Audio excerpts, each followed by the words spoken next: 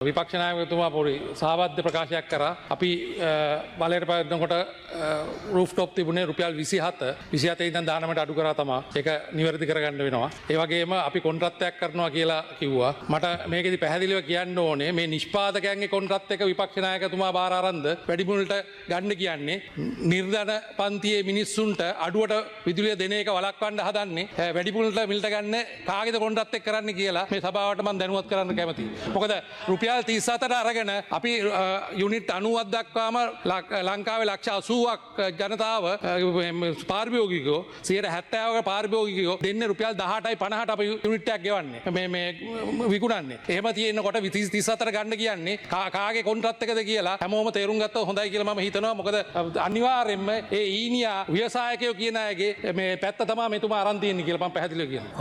Honorable Sajid Premadasa, I'll give you a minute to clarify. කොහොම කෙටි වෙලාවක් විශේෂයෙන්ම මම ඊනියා හරි ඊනියා නොවන හරි පුනර්ජනනීය බලශක්ති නිපදවන්නන්ගේ විශේෂයෙන්ම ව්‍යවසායකින්ගේ පොඩි මනුස්සයාගේ පැත්ත ඕනම වෙලාවක මම ගන්න මේ පැත්ත කියන එක මම මේ අවස්ථාවේ කියන්න කැමතියි. ඉතින් ඇත්ත වශයෙන්ම කාගේ කොන්ත්‍රාත්කරු කවුරු මොන ආකාරයට කරාද කියන එක Taman කැඩපත ඉදිරිපිට ගිහිල්ලා බලාගත්තොත් එයාට හොඳට බලා ගන්න පුළුවන් විනාඩියක්. මේ රටේ සූර්ය බලශක්ති ව්‍යවසායකින් විඳින දුක ඔහු දන්නේ නැහැ. එයා කියනවා ඒගොල්ලන්ගේ ගාන අඩු කරාම ඔක්කොම හරිලු. මම කියනවා පුනර්ජනනීය බලශක්තිය ප්‍රවර්ධනය කිරීම තුලින් තමයි විදුලි ඒකකයක මිල පාරිභෝගිකයට අඩු කරලා දෙන්න පුළුවන්. හැබැයි මේගොල්ලෝ කරන්නේ මොකද්ද?